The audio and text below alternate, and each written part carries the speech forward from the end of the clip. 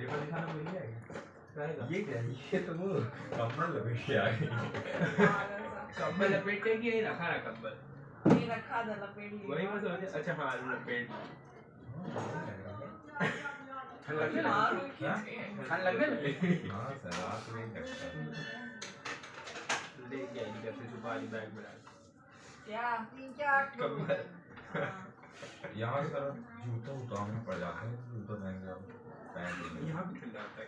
ये संडे में स्वाद है नीचे वो कालीन बिछ जाता है ठंड में। अच्छा वो बिछ जाएगा तो मैट मैट टाइप का मोटा है वो बिछ जाता है तो फिर नहीं लगता।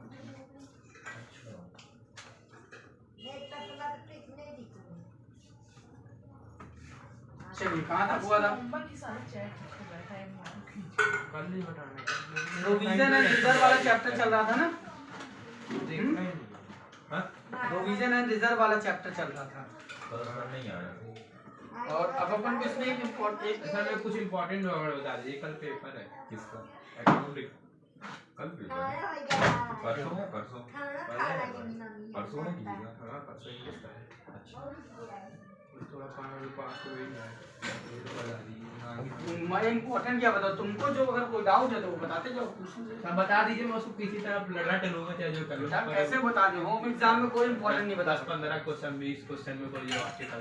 होम एग्जाम में नहीं बोल सकते ना। होम एग्जाम में टीचर वहाँ पे डिपेंड करता है। बोर्ड एग्जाम हो तो आगे बता भी दे। वो वाले सर का नाम क्या था यार? राम सर उसका अरे नहीं और एक और था। अकाउंट का। हाँ अरे क्या बुलाते थे यार? विजयवाड़ा। विजय सर भी नहीं है कि तुम 10 साल की राशि दे दो तो पास। 10 साल की राशि दे दो। हाँ यार उनका काम हो जाता है। कल अपन ने प्रोविजन और रिजर्व के डिफरेंस को पढ़ लिया था। ज्यादा होता कैंटीन से सब ला। बड़े सस्ते मजदूर। अब देखो चलो टाइप ऑफ रिजर्व। चलिए मुद्दे पे आते हैं।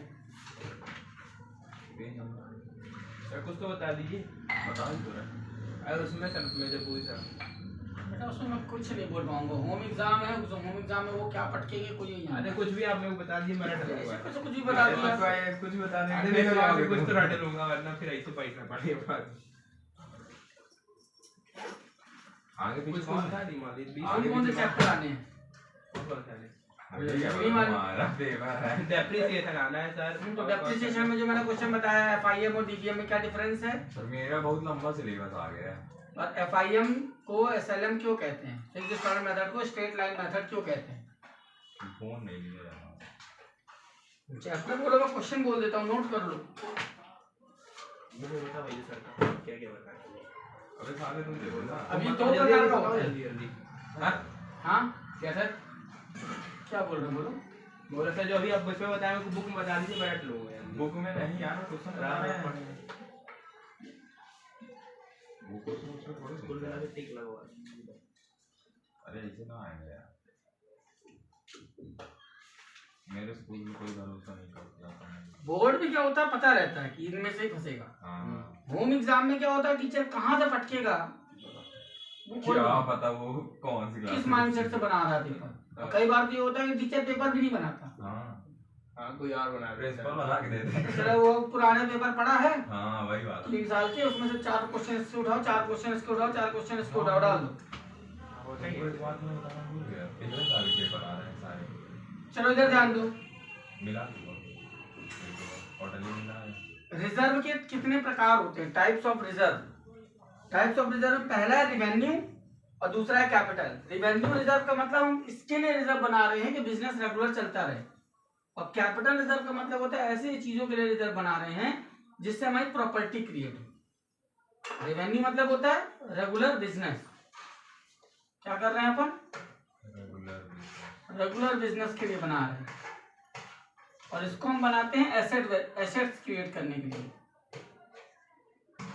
Assets creation. कैपिटल मतलब पूंजी। हम वेल्थ बनाने के लिए जो है रिजर्व जो क्रिएट करते हैं। और ये दोनों ये बनता किससे है रिजर्व? प्रॉफिट से। जो प्रॉफिट होगा उसमें से हम कुछ पैसा निकाल के अलग रख देंगे, उसको बोलते हैं रिजर्व। ठीक है ना। अब इसमें कैपिटल रेवेन्यू रिजर्व में 2 रिजर्व लिखे हैं तुम्हारे बुक में, देखो जनरल रिजर्व और स्पेसिफिक रिजर्व। इसके दो पार्ट हैं, जनरल रिजर्व और स्पेशल या स्पेसिफिक।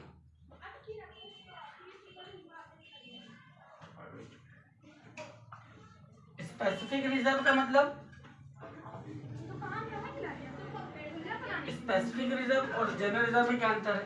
चिल्ला रहे थे वो अंकल सामने। जनरल रिजर्व का मतलब ऐसा रिजर्व जो आप कभी भी कहीं भी किसी भी पर्पज में यूज कर सकते हैं, उसको बोलते हैं जनरल रिजर्व। अरे समझना। और स्पेसिफिक रिजर्व का मतलब ये है जो आपने किसी स्पेशल पर्पज के लिए बनाया हो, उसको बोलेंगे स्पेसिफिक रिजर्व। स्पेसिफाई होने का मतलब होता है कोई आपने कोई रीजन दिमाग में रखा हुआ है, उस रीजन के लिए आप रिजर्व बना रहे। कल अपन ने बात की थी कि प्रोविजन क्या होता है और रिजर्व क्या होता है। प्रोविजन मैंने क्या बताया था, कोई हमारे को पहले से मालूम है ये खर्चा होगा, उसके लिए पैसा अलग करके रखना प्रोविजन है। ऐसी चीजें जो अनसर्टेन है उसके लिए पैसा बचा के रखना रिजर्व है। अब रिजर्व भी दो कैटेगरी में बांटा, कैपिटल और रेवेन्यू। रेवेन्यू रिजर्व मतलब बिजनेस को चलाने के लिए जो हमको पैसा बचाना है वो रेवेन्यू। कैपिटल मतलब एसेट्स क्रिएशन के लिए, वेल्थ बनाने के लिए हम जो रिजर्व बनाते हैं वो जब कैपिटल रिजर्व हुआ। अब रेवेन्यू रिजर्व के दो टाइप हैं, जनरल और स्पेसिफिक। जनरल का मतलब हमने पैसा बचा के रखा है, कोई भी खर्चा आएगा वहां खर्चा कर देंगे। जनरल मतलब सामान्य, आपके पास पैसा है, स्पेशल पर्पस के लिए नहीं है, नॉर्मल आपने रखा हुआ, कोई भी खर्चा आएगा निकालोगे कर दोगे। स्पेसिफिक रिजर्व का मतलब आपने वो पैसा सिर्फ उसी पर्टिकुलर खर्चे के लिए रखा है। एग्जांपल देता हूँ, मान लो मेरे को जो फीस मिल रही है मैं गुल्लक में डाल रहा हूँ, that is a general reserve. लेकिन अगर मैंने दो अलग अलग गुल्लक बना दिए, वो याद है एक मूवी में अक्षय कुमार जो है अपनी बहन की शादी कराना रहता है उसको, हाँ, वो तो 3 गुल्लक रखे रहता है रक्षाबंधन है ना, कि मेरे को बहन की शादी का अलग गुल्लक है, माँ का चार बहन हैं तो चारों के अलग अलग गुल्ला रखता है। अब ये गुल्लक अलग क्यों? वो कौन सा रिजर्व कहलाएगा? Specific reserve. कि एक पर्टिकुलर पर्सन ये पैसा हम इसी पर्पस में खर्च करेंगे। तो पर्सन भी हो सकता है, कोई एक्टिविटी भी हो सकती है। जैसे मान लो मैं अपनी इनकम से कुछ पैसा अलग करके इसलिए रख रहा हूँ कि मेरे को भैया लड़के की फीस जमा करनी है, तो वो हुआ स्पेसिफिक रिजर्व। करेक्ट। अब स्पेसिफिक में कई चीजें हैं, देखो जैसे मैं लिखी है example, dividend, equalisation, investment fluctuation, staff welfare, staff gratuity, assets replacement. ये स्पेसिफिक कुछ कंडीशन लिखी है कि इन कामों को करने के लिए भी आप अलग पैसा रखते हो। जो उसकी बात उसने की थी कल कि सर इस तरह से पूरा पैसा अगर अलग अलग करके रखते जाएंगे तो प्रॉफिट में बचेगा क्या? ऐसा नहीं होता। हम टोटल रिजर्व का एक अमाउंट डिसाइड कर लेते हैं, पर उसमें से कुछ कुछ टुकड़े अलग करते हैं। जैसे मान लो मेरे को जो इनकम आ रही मैंने डिसाइड किया है मैं 10,000 रुपये बचाऊंगा, तो 10,000 रुपये में ही बाकी के सारे टुकड़े होंगे। 10,000 में मैं 2,000 मेडिकल के लिए बचाऊंगा, 2,000 वेलफेयर के लिए बचाऊंगा, 2,000 रुपये टूर के लिए बचाऊंगा, 2,000 रुपये स्टडी के लिए बचाऊंगा। तो 10,000 के टुकड़े की वो होगा स्पेसिफिक रिजर्व। कैपिटल रिजर्व में कोई वैरायटी नहीं है। कैपिटल रिजर्व में हम इसलिए रिजर्व बनाते हैं कि हम कोई प्रॉपर्टी जनरेट कर सके फ्यूचर में। मान लो मेरे को घर बनाना है तो उसके लिए मैं अलग से पैसा अलग कर रहा हूँ, तो मेरा कैपिटल रिजर्व कहलाएगा कि भाई मेरे को 5 साल बाद जमीन लेनी है, 20 लाख की जमीन आएगी, तो हर साल मैं 2 लाख रुपए 3 लाख रुपए इनकम से अलग करूँ, तो अगले 10 साल में मेरे पास इतना पैसा होगा कि मैं अपना घर बना लूँ, तो वो कहलाएगा कैपिटल रिजर्व। एक कंपनी दूसरी कंपनी बनाना चाहती है तो इस कंपनी से हर साल वो कुछ पैसा निकाल के अलग रखेगी ताकि नई कंपनी खोलने के लिए उसके पास पैसे हो जाए। कोई भी कंपनी जब बड़ी होती है ना तो उसका रीजन ये होता है कि उसके जो फाइनेंशियल मैनेजर हैं या फाइनेंशियल एनालिसिस्ट हैं, उन लोगों ने उनके प्रॉफिट को प्रॉपर एनालाइज करके यूज किया। और जो लोग ये अक्सर बोलते हैं कि हम कमाते तो बहुत तो पैसे जाता कहाँ पता नहीं चलता, उसके पीछे का लॉजिक ये है भैया आप कमाते तो खूब है पर हिसाब नहीं रखते। अगर आप हिसाब रखना सीख जाएं कि हमको अपने पैसे का एक पैसे का हिसाब आपके पास है कि कौन सा पैसा कहाँ खर्चा हो रहा है, तो आपको क्लियर हो जाएगा कि आपको कहाँ पे गलत खर्च कर रहे हो और वहाँ से पैसे निकाल के कहाँ इन्वेस्ट करना चाहिए या कहाँ लगाना चाहिए, उसको बोलते हैं रिजर्व।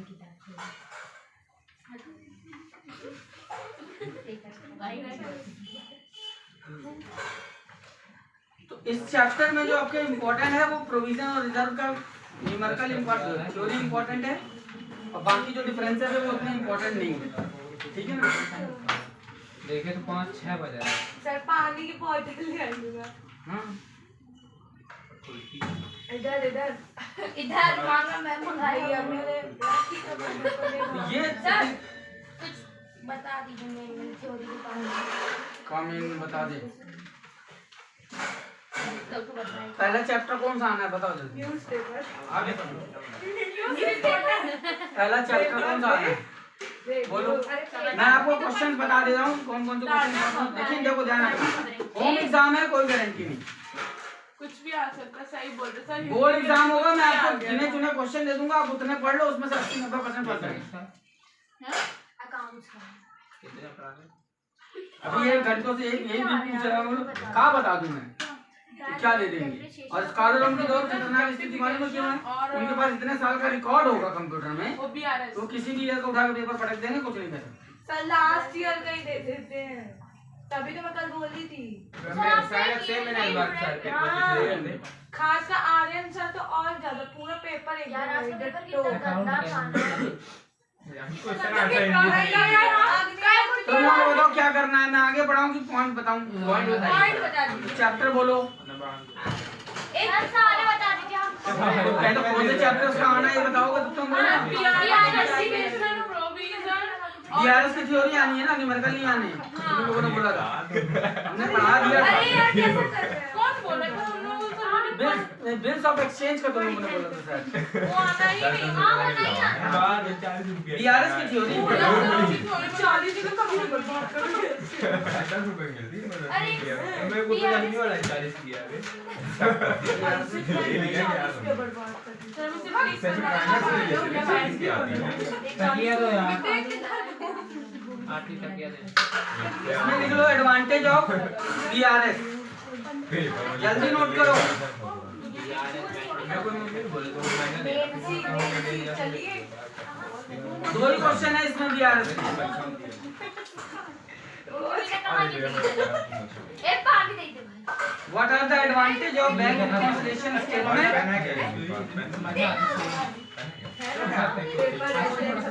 नीचे कर लिया बता तो रहा हूँ। What are the advantage of bank reconciliation statement, page number 199। उन दोनों की थ्योरी पढ़ ली। देखो बैंक रिकॉन्सिलिएशन स्टेटमेंट क्या है, इधर से ध्यान से। What is BRS, bank reconciliation statement क्या है, the statement which we prepare to sort out the dispute between passbook and cash. आपको लगता है कि आपको मुझसे बोलने से हम लोग को मतलब दिमाग में बैठ गया, हम लोग खा बताइए कि देखिए क्या बोल रहा हूँ सुनो। कैश बुक और पासबुक के बीच में जो डिफरेंस है उसको सुधारने का तरीका बैंक रिकॉन्सिलिएशन स्टेटमेंट। अब इसको ओन वर्ड्स में लिखो। Bank reconciliation statement is a statement is a method of rectifying the error between cashbook and passbook. अरे लिखो cash and passbook, cash book और पासबुक के एरर्स को रिमूव करने का तरीका क्या होता है, बैंक रिकॉन्सिलिएशन स्टेटमेंट। सर आप एडवांस इंपॉर्टेंस बता रहे हैं क्या है? एडवांटेज। अरे अभी उसकी डेफिनेशन बता रहे हैं बैंक। डेफिनेशन क्लियर हुई। हां सर। और remove bank reconciliation statement is a statement which we prepare to remove the error between cash book and passbook. ये डिफरेंस बिटवीन, एरर वर्ड नहीं याद रहे, difference between to remove difference between cash book and ये line वाली बोली जो cash book का passbook का डिफरेंस। अब इसका एडवांटेज क्या है, पहला देखो 3 क्वेश्चन है इसमें। एक तो मीनिंग 2 नंबर में जो आ सकता है, what do mean by BRS. दूसरा आ सकता है एडवांटेज, और तीसरा क्वेश्चन है explain any 4 reason of preparing BRS. 4 कारण जिसकी वजह से बीआरएस बनाना पड़ता है, ठीक है ना। तो पहला तो एडवांटेज में देख लो क्या क्या एडवांटेज है बनाने से। पहला ट्रैकिंग एरर, यानी आप एरर यानी गलतियों का पता लगा सकते हो कि किस कारण से कैशबुक और पासबुक में डिफरेंस है। पहला। दूसरा क्या है, डिस्क्लोज द फ्रॉड। अगर किसी ने कुछ गलती किया या फ्रॉड किया है तो उसका आपको आसानी से पता चल जाएगा। सर बोलते हैं एक दो क्वेश्चन में अगर नंबर दे जिसकी तुम लोग वो भी लिखो, क्या मतलब उसको एक्सप्लेन तो करो। एक्सप्लेन तो करना ही पड़ेगा। क्या 4 नंबर में आएगा तो खाली पॉइंट चार्ट को लिख के चली जाओगी क्या? अरे नहीं 2 नंबर में मुझसे नहीं सर, हम एक पॉइंट हमसे बोलते हैं नहीं पूरा एक्सप्लेन करो। 2 नंबर मतलब होता है 30 वर्ड।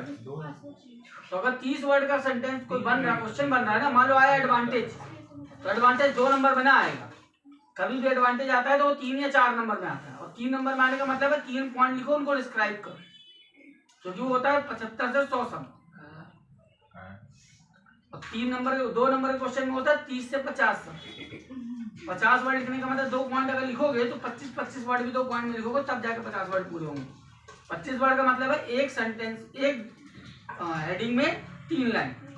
आप अभी काउंट कर लो अपनी कोई भी कॉपी उठा के, आप जो लिखते हो जिस पेज में ना, एक लाइन में 6 से 7 वर्ड से ज्यादा आप नहीं लिखते हो। 7 वर्ड की अगर लिख रहे हो तो 25 शब्द लिखने के लिए आपको 3 लाइनें चाहिए।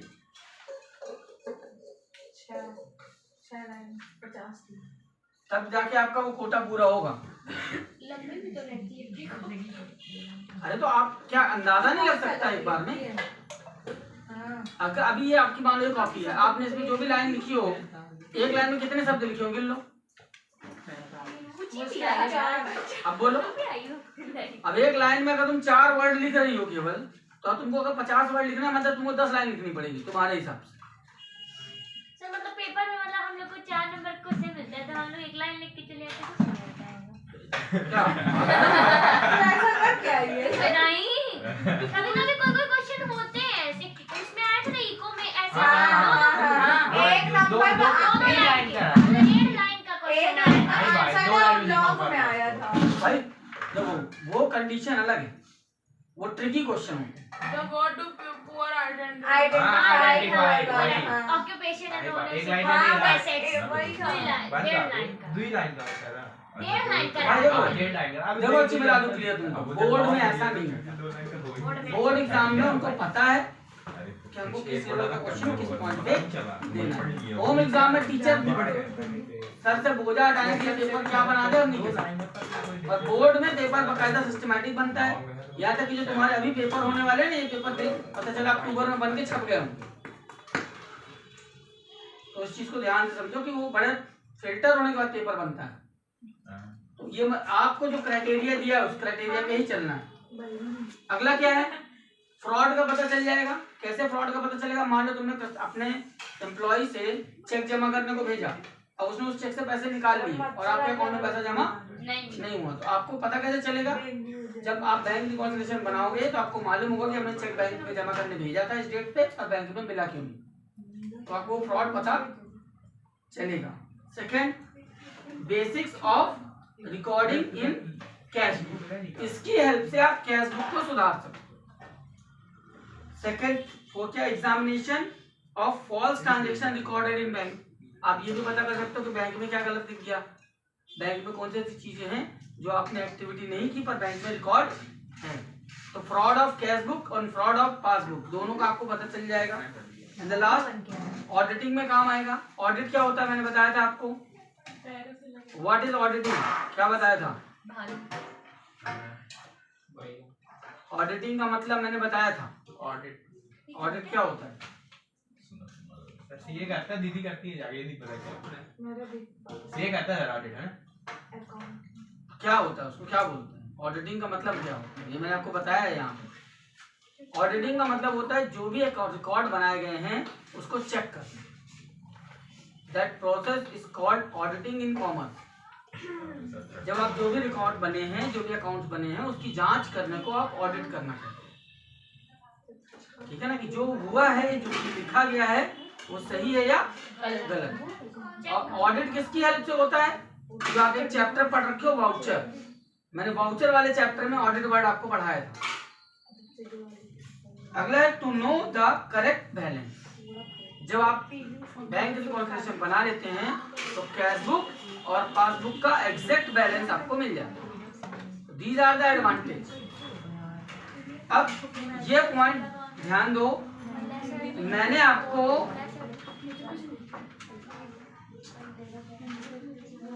लिसन, ये 13 पॉइंट मैंने आपको लिखवाए थे। आप बताइए ना हम लोग एक दिन में कैसे इसको तैयार करें, हम लोग के पास सिर्फ आज का टाइम है।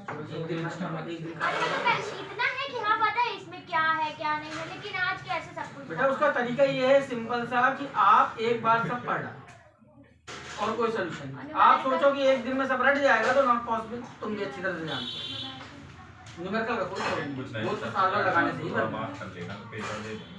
क्या करोगे वो भोजवान?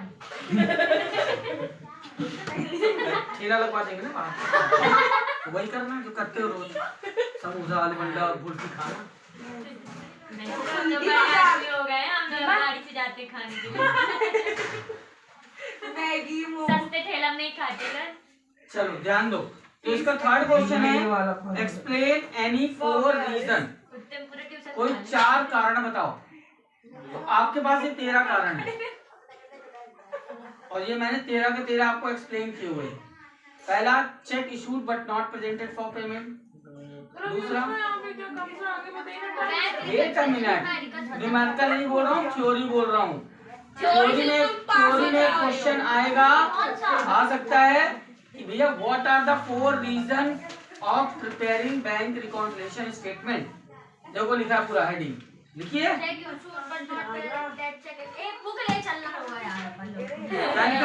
Reason of difference between cash book and passbook. तो 13 रीजन है, पूरी जो लिस्ट बनी हुई है, ठीक है ना। तो इनमें से कोई भी 4 कारण, यानी 4 रीजन। आशु लोग लेके जाते हैं। अब देखो इसमें से तुम ही ना हो पागल। देखो ये आसानी से याद होने वाला 4 कारण सीधा सीधा बता रहा हूँ, ध्यान से समझना। चेक इशूड, पहला वाला cheque issued but not presented, ये वाला याद रहेगा। दूसरा, cheque deposited but not presented for payment, ये सेकंड में है। और उसके बाद आप याद कर लो direct deposited deposited by customer, एक ये हो सकता है। और जो सबसे आसान है 4 पॉइंट, मैं दूसरा खरीदूंगा। ध्यान से देखना, any wrong entry in DR side of cash book, CR side of cash book, side of passbook. उसके तो हो जाएगा, मेरे ना मेरे पसंद नहीं हुआ। ये है खाना इसने आप भी ये डाला ना इसी चीज का। ये है, ये 4 पॉइंट बड़े आसानी से याद हो सकते हैं। Any wrong entry in DR cash book, CR cash book, DR passbook, CR लो मेंटेनेंस। ये 4 ऐसे पॉइंट हैं, एक सेकंड। एक पॉइंट याद करो तो सारे पॉइंट याद हो जाएंगे। सर इससे अच्छा आपको छोटी मोटी बता दीजिए। कितनी में लगाएंगे? आसानी वाला सबसे बता दिए, और यहाँ से प्रोजेक्ट मिनट का समझ में आई। हाँ तो वही मिलता है। सब देख लियो मैं ये आपको बताई डायरेक्ट डिपॉजिट ये मतलब तो बता तो ये आपको 4 पॉइंट कोई भी एक्सप्लेन कर दूं। और बताओ कौन सा चैप्टर? 10 वाला टूट गया भाई तेरे टूट और कोई गया। Chapter? Sir what is SLM definition बताइए। एसएलएम लिख के दिखा दीजिए, काला चाबी नहीं टूटेगा। और डिफरेंस लिख उठा डिफरेंस ऑलरेडी भेजा हुआ है ग्रुप। सर लिख के दीजिए, डेफिनेशन लिख दीजिए। डिफरेंस नहीं है वो, एक क्वेश्चन है कि what why FIM is called SLM. FIM को मेरे को बताइए कब पढ़ना। सर चिल्ला रहे ना कर। इसके बाद रेक्टिफिकेशन बता दीजिए, हो गया। हां सुबह ना खोल ला बता दूंगा मैं, ध्यान रखना। सोने चांदी नहीं पढ़ना तो प्रेम से निकल लो, फुल्की वाले का भला हो। भगवान करे पेट खराब हो तो डॉक्टर को भला हो। हाथ पैर टूटे तो आपको ही भला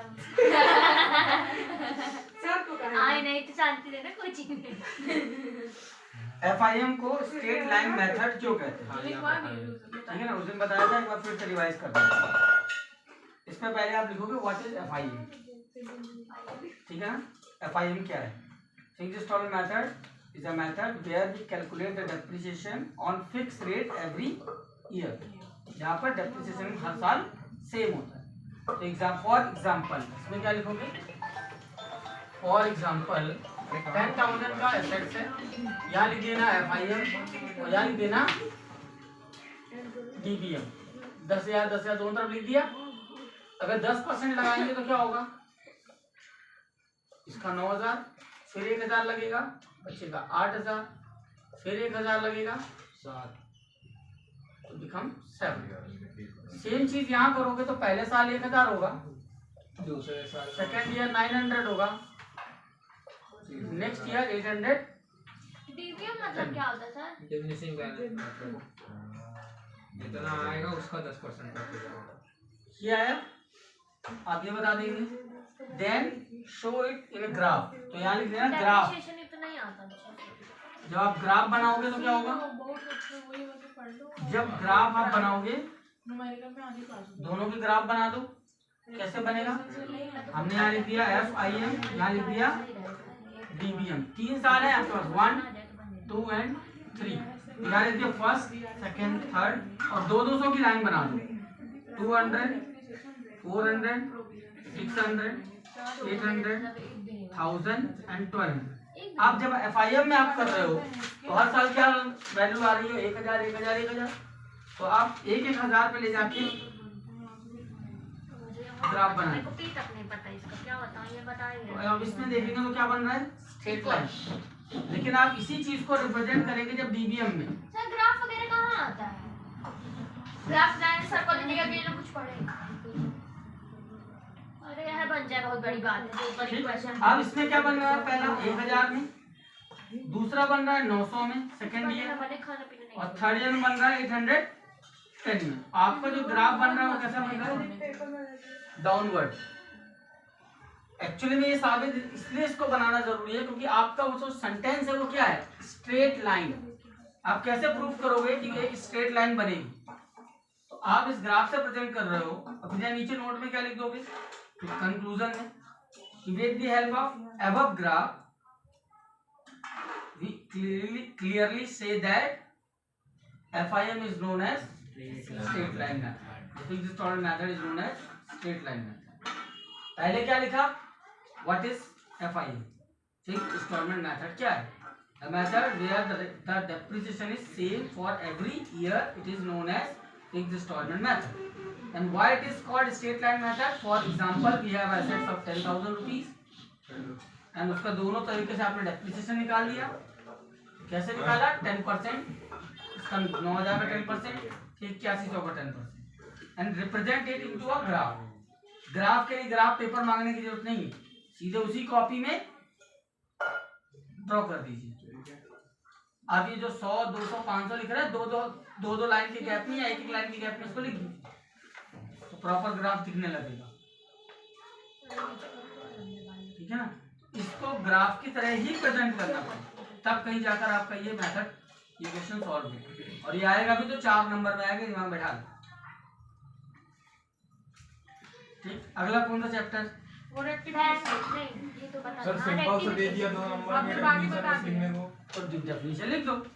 एलएस साइड वाला बताइए। अब ये नहीं आएगा कि wide FIM is called SLM। Definition कहाँ है इसमें? Definition of SLM and FIM थोड़ी होता है, definition of fixed instalment method. तो डेफिनेशन तो बताई दी, और डेफिनेशन मैंने दोनों की बताई है। FIM की डेफिनेशन क्या है और DBM की डेफिनेशन क्या है? डिफरेंस जो पढ़ाया था, difference between fixed instalment method और स्ट्रेट लाइन मेथड। यार मेरी क्लास में सब झट्टू बैठे हैं, कोई नहीं अच्छा बैठा यार। इधर महक बैठी, अगला कौन सा है? बैठी आगे नीति रोटी, पीछे पुष्पा बैठी। रेक्टिफिकेशन ऑफ, तो सारे कहाँ कर दी मैं खुद बोल रही हूँ। अरे मैंने उसको इतने सारे आंसर बताया, देख पर साथ कर देती है। अब महक और पुष्पा बस। What do you mean by rectification of error? मुझे पता है क्या रेक्टिफिकेशन ऑफ एरर का क्या मतलब उसी है? बहुत मदद करती है, रहता लोग से सब पूछ बताती है। हमारा तो पता सेकंड में किसी को मुड़ के पूछ नहीं सकते, देख नहीं सकते, बता भी नहीं सकती हो। एरर का मतलब क्या है? सेकंड बेंच में जो टीचर बैठे हैं, हम थर्ड बेंच पे बैठे हो, बोलो सेकंड बेंच पे खाली पड़ी है। एरर का क्या मतलब? एरर का मतलब घपला लिखते नहीं गलती घपला नहीं होता सर, कोई मतलब यही लिखना कि जो आपके साथ हम लोग सर आपके साथ हम लोग करते हैं उसी तरह हम बोलते हैं। गलती आपसे नहीं था सर। एरर वही मीन्स जो इसने बोला गलतियाँ, जो मिस्टेक्स होती हैं अकाउंट में उसको एरर बोलते हैं। रेक्टिफिकेशन का मतलब रेक्टिफिकेशन नहीं पूछा मैंने। रेक्टिफिकेशन का मतलब होता है सुधार, सुधार, ठीक है ना। तो removing the error is known as rectification of error. Simple sentence में अगर डेफिनेशन लिखना चाहो, removing of error is known as rectification of error. Errors को हटाना ही रेक्टिफिकेशन ऑफ एरर है। अब आपके टाइप्स ऑफ एरर, कितने प्रकार के एरर होते हैं ये क्वेश्चन आ सकता है, या काइंड्स ऑफ एरर। टाइप वही है, काइंड वही है, ध्यान रखना। घुमा देंगे तो मैं कहूंगा नहीं, क्योंकि दूसरी बुक में टाइप लिखा है, इधर काइंड लिखा है, ठीक है ना। तो टाइप ऑफ एरर, पहला एरर क्या बताया था? Error of omission. ओमिशन का क्या मतलब है?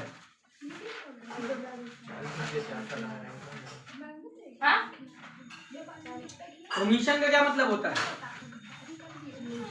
कमीशन सुना है। कमीशन नहीं, ओमिशन।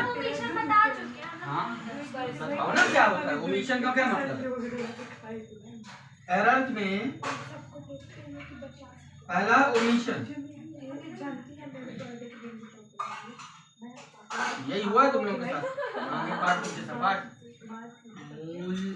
भूलना, माँ होता है तो ऊपर जुड़ा हुआ, ठीक है ना। हाँ सर ने लिखवाया था सारे। वही तो है, यही हुआ है ना तुम लोगों के साथ। 4 महीने में जितना पढ़ा है सब यही हो गया। हाँ सही बोल रहे हैं, ठीक है। एरर ऑफ ओमिशन मींस जो आपने लिखना भूल गया। मैं इसके ज्यादा डीप में नहीं जा रहा हूँ, कैसे सुधरता है वो न्यूमेरिकल में पहुंच जाएंगे, फिर अपन थ्योरी में रहते हैं। Error of types of error mean first type of error is where we forget to record, is known as error of omission. क्या वर्ड बोल रहा हूँ? फॉरगेट टू रिकॉर्ड, लिखना भूल गए, या फॉरगेट वर्ड नहीं याद है। Error of omission means error where we omit to record in the book. Omit मतलब लिखना भूल गए। दूसरा क्या एरर है? Error of principle. प्रिंसिपल मतलब प्रिंसिपल वाला प्रिंसिपल नहीं, सिद्धांत वाला प्रिंसिपल। सिद्धांत सर प्रिंसिपल नहीं, हाँ सर, किसी काम की प्रिंसिपल है ना। सिद्धांत होता है मतलब जिन रूल, जिन वैल्यूज पे आप किसी भी चीज को चलोगे। तो आपके पास अकाउंटिंग में 3 वैल्यूज हैं, रिसीवर, गिवर, कम, गो, एक्सपेंस, इनकम, 3 गोल्डन रूल्स। उनमें मिस्टेक कर दी तो उसको बोलते हैं एरर ऑफ प्रिंसिपल। लिखेंगे कैसे?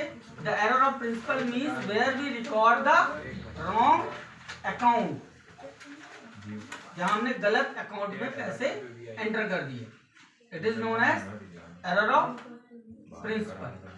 नेक्स्ट क्या लिखा है? थर्ड वाला क्या था, जल्दी बताओ। Error of commission. Error of commission. Error of commission means होता है जब आप रॉन्ग अमाउंट की गलती करते हैं। ध्यान देना, रॉन्ग अकाउंट, रॉन्ग अमाउंट, दोनों में अंतर है।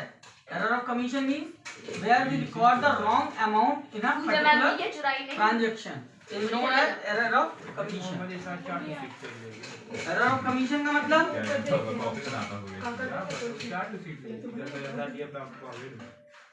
अभी पूछ रहा था कि बता दीजिए, पास हो जाए। अब फिर वही घूम कर गाड़ी घूमने लगी। पहला एरर आप लिखना भूल गए,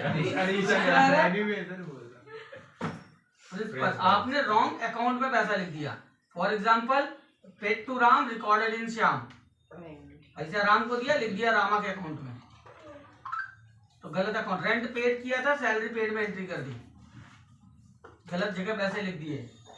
wrong account, wrong amount, where we record the wrong amount in 1000 का तो 10,000 1000 का 10,000 लिख दिया, 10,000 का 1000 लिख दिया, गलत अमाउंट ट्रांसफर किया। एंड द लास्ट कंपनसेंट्री एरर, यही भूलेगा कौन सा कंपाउंडर? कंपनसेंट्री एरर, इसका मतलब है रॉन्ग साइड, मतलब हमने डीआरडी का सीआर दिया की जगह सीआर में। मुझे सर आपके चैनल में मिला नहीं करते हैं ये वीडियो। सर अगर पूछेगा टाइप्स ऑफ एरर तो बस यही लिख देंगे। हाँ, अगर है टाइप्स ऑफ एरर तो there are 4 type of error. Number 1 error of omission, principle, commission और कंपनसेशन। ए फोटो खींच लो, स्नैप बना लो। ओमिशन मींस स्नैप है जा एरर ऑफ ओमिशन का मतलब जतिन लिखना अच्छे से फोटो भूल गए। एरर ऑफ प्रिंसिपल का मतलब आपने ले ली द मिस्टेक ऑफ भेज रहा अकाउंट। एरर ऑफ कमीशन का मतलब error of amount. And compensatory error means the error of side. It means आपने डेबिट की जगह क्रेडिट में लिख दिया, क्रेडिट की जगह डेबिट में लिख दिया। इनको देखो जी, अगर ये आ रहा है तो आपको सिंपल सा लिखने का तरीका है error of omission means where we omitted to record the transaction. For example, एक एग्जांपल पकड़ लो, rent paid not recorded. For example, rent paid not recorded. इसका एग्जांपल हो गया। इधर आ जाओ, wrong account. The error of principal means the where we record the wrong account in any business transaction. For example, rent paid, but we recorded in salary. Rent paid वाला example पकड़ लिया है, rent paid यहाँ लिखना भूल गए, rent paid यहाँ आपने सैलरी में लिख दिया। इधर आ जाओ कमीशन में, where we record the wrong amount in journal, wrong amount लिख दिया। For example rent paid 1000 recorded 100, amount का हिसाब हो गया। Compensatory error, where we record the particular account in wrong side is known as compensatory error. For example, rent paid. The entry is rent account here to cash, but we recorded rent account in credit side. Rent account here to cash, rent debit में होना चाहिए, but we recorded rent in credit side. एक ही example को पांचों जगह लगा दिया, चारों जगह। पहले में rent paid omitted to record.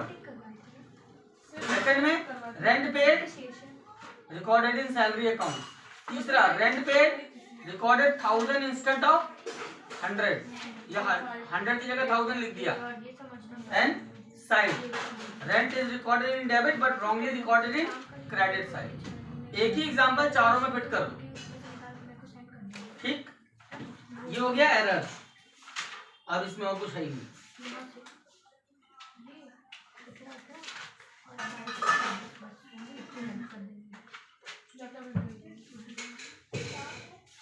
हाँ, इसमें एक क्वेश्चन है 2 नंबर में, what do mean bye suspense account. Suspense account से क्या मतलब है?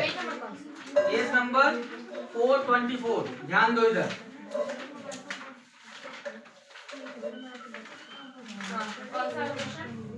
ये लाइन सस्पेंस अकाउंट बना है, लिखा है ना सस्पेंस अकाउंट। इसमें पहली लाइन को अंडरलाइन कर लो, यही आपका आंसर है। हाँ सर, बताइए। Suspense account is an account which is open to record unlocated error. It is a temporary account. 2 number में आना है।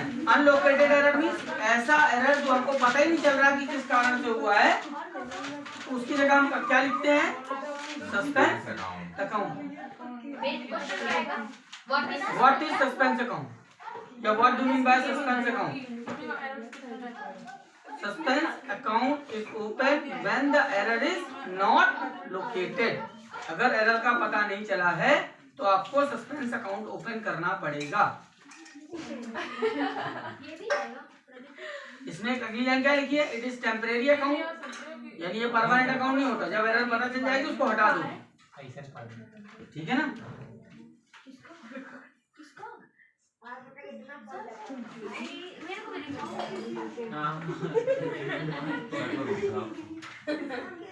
अरे बिगाड़ लगाने देना यार, अच्छे से फिट कर।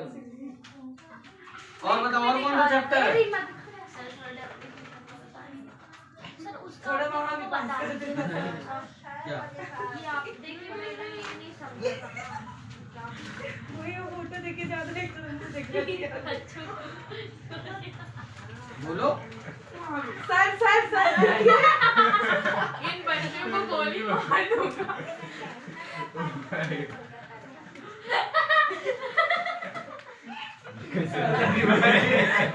मुझे तो लगा तुम लोग ये बताने वाले हो कि खाली जी को दुर्गा जी को सरा के आए हैं जिनका भी नंबर है।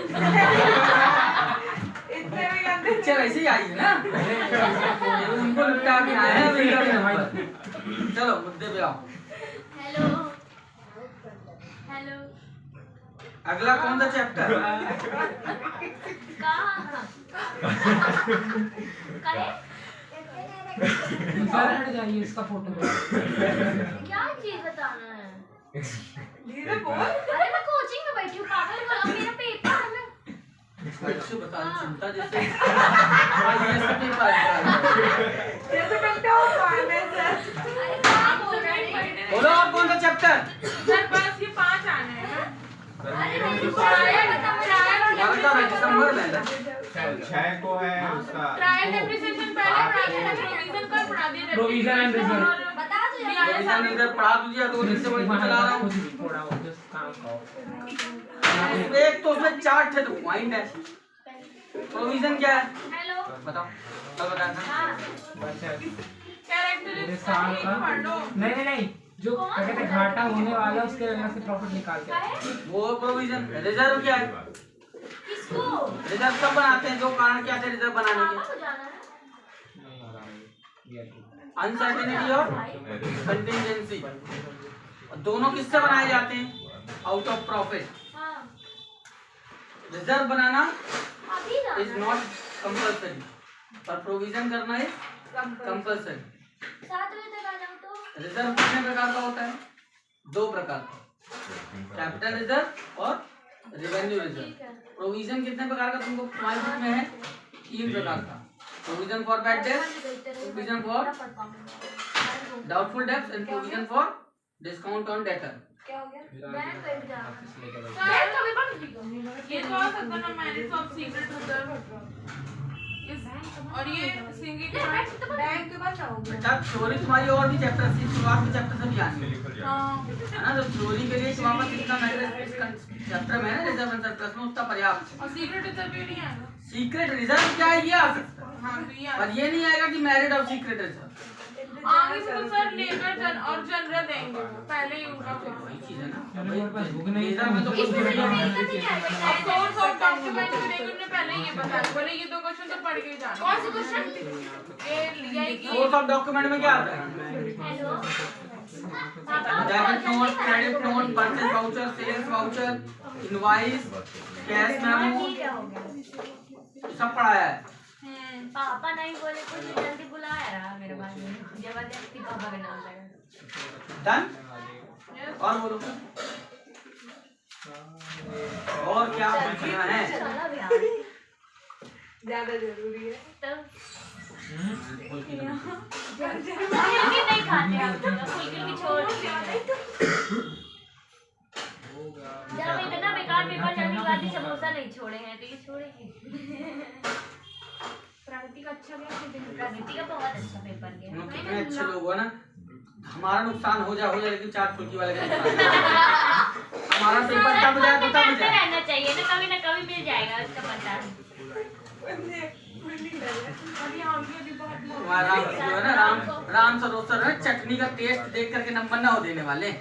और लिख के नंबर देते हो ना। सर वो लिख भी देंगे तो भी फेल कर देंगे। नाम दे नाम के लगे जो नहीं चलती। सर वो गारंटी है। हम 4 को फेल कर वो करेंगे। और कोई सब्जेक्ट ना जाओ तो मैं छोड़ के। अरे मैं पिछले पेपर में फेल नहीं थी भाई, तो मैं भी नहीं थी फेल। पिछले पेपर में नहीं था कोई। खाली बदनाम कर रहे हैं हम लोग ना कि हम लोग को भेज नहीं सर बट वो सही में वो बोले। रिजल्ट नहीं दिखाते हैं वो तो 30 बार किया पहले। तो मुझे भी तो बोले कि हो गया अब एक आध और कौन सा चैप्टर पढ़ना बोलो नहीं? मेरे को नहीं आता। क्या बोलो ना?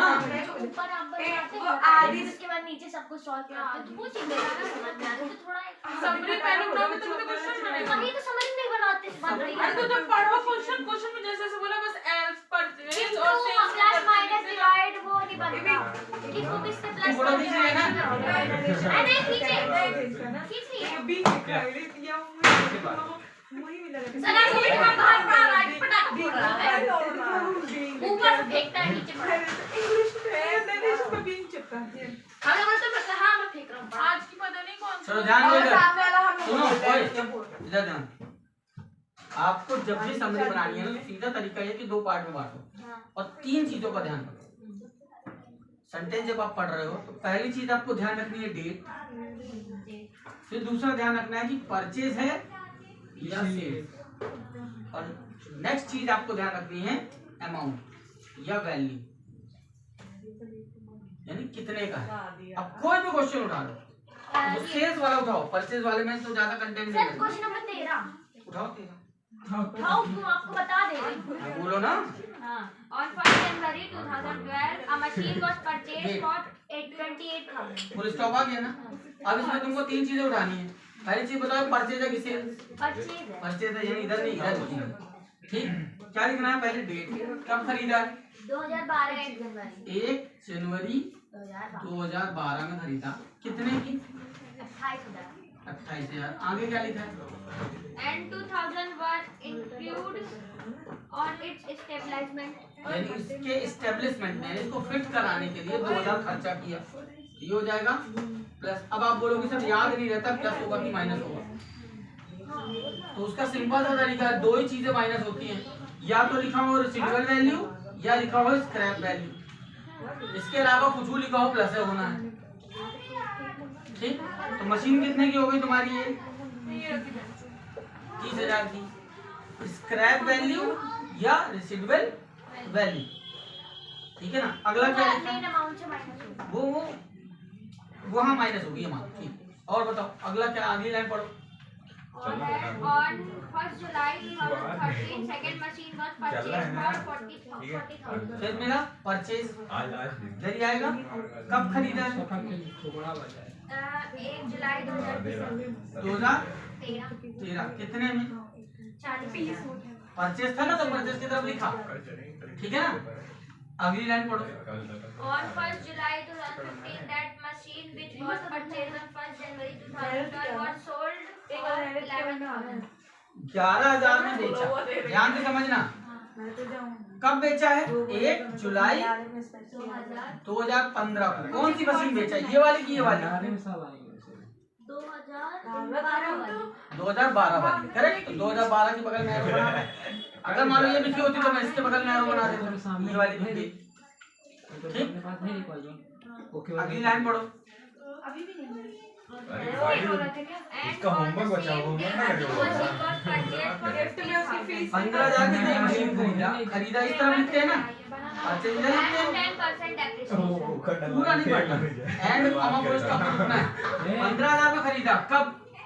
15. 2015। किस डेट? डेट नहीं दी है, सेम डेट. सेम डे मतलब कब? 1 जुलाई 2015। अगली line. Depreciation charge 10% PA by fixed installment method. यानी 10% लगाना है, फिर इंस्टॉलमेंट मेथड लगाना है। अब मशीन कौन सी हो गई? 1 2 3 मशीन हो गई। अब जब ध्यान से अगर सिंपल अगर तुम फॉर्मेट याद रखो इसके करने के तरीके में, तो सीधा सीधा ये है बेटा, ये तीनों इस तरफ लिखे ना, तो ये तीनों कहाँ से शुरू होंगे? इधर से। और जो सेल हुई है इधर हुई है ना, तो कहाँ होगी वो? और दोनों का जब प्रॉपर्टी बिकती है तो क्या क्या करते थे अपन? इधर साइड लिखते थे। ये 3 चीजें लिखते थे। क्या? डेप्रिसिएशन, कैश और प्रॉफिट एंड। ये कब होता है? ये मैं पहली बार सुन रहा हूँ। ये क्वेश्चन मैं पढ़ी तो नहीं रही सर, यही तक समझी हूँ, इसके बाद से समझी नहीं तो मुझे पता ही नहीं चल रहा। क्वेश्चन नंबर 13 का वीडियो देखना, वो मिलेगा। ठीक है, ये क्लियर किया। ये कहाँ लिखेंगे? ये कहाँ लिखेंगे? इस तरह। पहली मशीन कब खरीदा? 2012 में। तो किस नाम से खरीदते हैं अपन? To cash. पहली मशीन खरीदा 2012 में, दूसरी कब खरीदेंगे? 2013 में। तीसरी और ये बेचेंगे कब? 2015 में। अच्छा तो इधर 2015 ही डलेगा सब। उस साल के आखिरी पहले डेट 12 होगा और यहाँ भी 12 होगा, 13 होगा, 14 होगा, जब 15 आएगा तब ये लाइन लिखी जाएगी 2015। जो साल वहाँ होगा उसकी स्टार्टिंग के और बस उस साल के 11,000 आखिरी। जोड़ के लिख देना। देखना पड़ेगा, क्वेश्चन ध्यान रखना।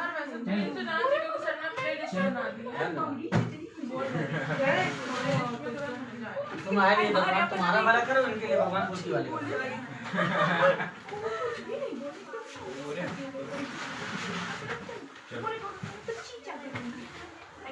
ये वो दो ना 40 रुपया बर्बाद कर दिया। ये 40 रुपए का है तो मेरा भाई 20-20 रुपए में तुमसे बड़ी वाली तलवार दे रहा है बेचता है। अरे मैं तो वो ही धक्का ये भी बड़ी तलवार जब मेरी लोगों से मार के चल रहा 40 रुपये वही तो 40 रुपये में मतलब 24 तो फुल्की खा लेती है। सर आपके बाल काटते हैं ये। चाट तो सूखी अलग मिल जाती है। सर आपके बाल